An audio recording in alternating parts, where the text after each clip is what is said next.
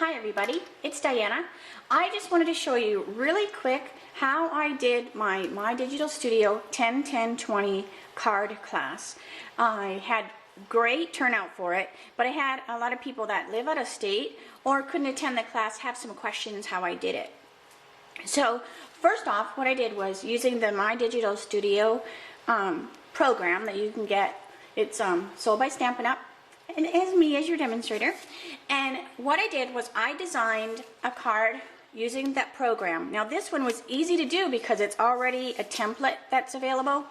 What I did though was I changed the background paper.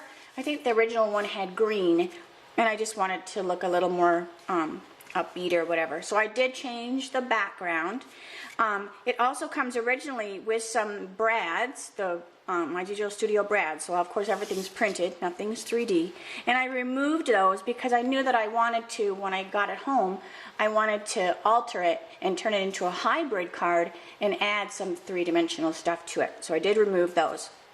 So after I got it all done, add some shadow lines and all that kind of stuff, then what you want to do is you want to go over and you want to duplicate and add a page. So I duplicated the front. And when you're in the My Digital Studio program, it's a little easier to know what I'm talking about. So just open that up and it'll make sense. So after I duplicated the front and inserted a page, I made it be page 3. Because you can actually decorate every single page. It's going to be the same cost, so I say, you know, make it as cute as you can. Because this is page 1, page 2, 3, and page 4. So you want to make sure that when you duplicate it, don't make it duplicate on page 2, because when you get it back, that would be on the back side of it, and then you wouldn't be getting 2 cards for the price of 1. So by duplicating it and being on page 3, then it's identical to what it is here. Making sure you like it and everything. It's easier to make changes on the original one, and then it's already done on the second one. So after I got them done, then Stampin' Up! Has a really great printing people that they use, and I just sent it to that printer. I didn't print them myself. A lot of people are having questions about that, and I did not print them on my printer. I sent them to the printer Stampin' Up! Uses, and it didn't take very long at all, and I got them back in the mail. So when I got it in the mail, this is what it came as. So you have your cover, obviously, and your back. Then what I did for the class is I cut it apart. So see, here's the back and the front. So now I got 2 cards out of 1 card, and then I just trimmed them down a little bit so that they would fit on a regular card size. You also get envelopes with the cards, so obviously you're only going to get half of the envelopes that you need, so keep that in mind if you do this for a class, or you know, even for your Christmas cards and stuff. Keep in mind you're only going to get half of the envelopes, okay, because you're getting 2 cards out of 1. So you're going to want to make sure to order enough envelopes from your demonstrator. So this is what the card looks like after I cut it down. So see, here's the card, and then I just put some soft suede, because this is the soft suede here, I wanted it to all match, and the pink pirouette. So this is what the card looks like.